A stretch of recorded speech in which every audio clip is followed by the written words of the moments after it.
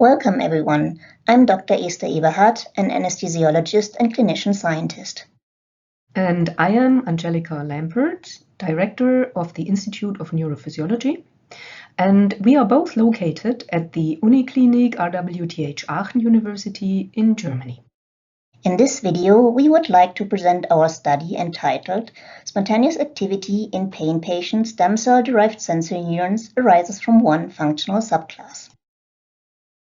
Neuropathic pain is often driven by spontaneous activity of peripheral sensory nerve fibers.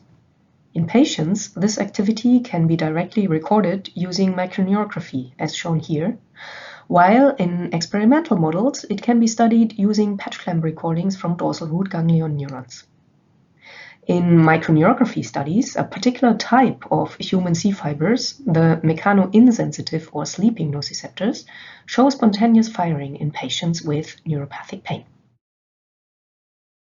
To explore the cellular mechanisms behind this, we used human-induced pluripotent stem cells and their derived sensory neurons from healthy donors and from a patient with inherited erythromelalgia, which is a severe neuropathic pain syndrome.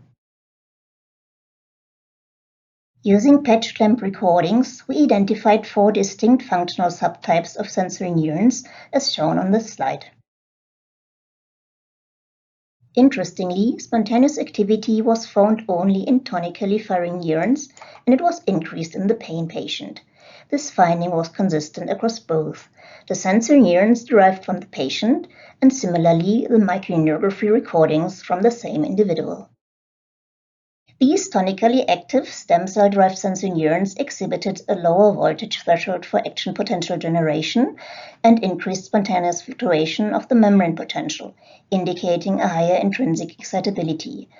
Spontaneous fluctuations of the membrane potential could therefore be a novel pathomechanism for erythromelalgia.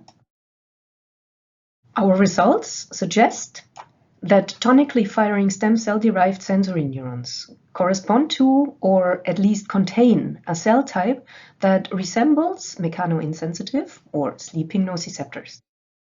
They are pathologically active, similar to those observed in patients, and may thus represent a key cellular correlate of neuropathic pain.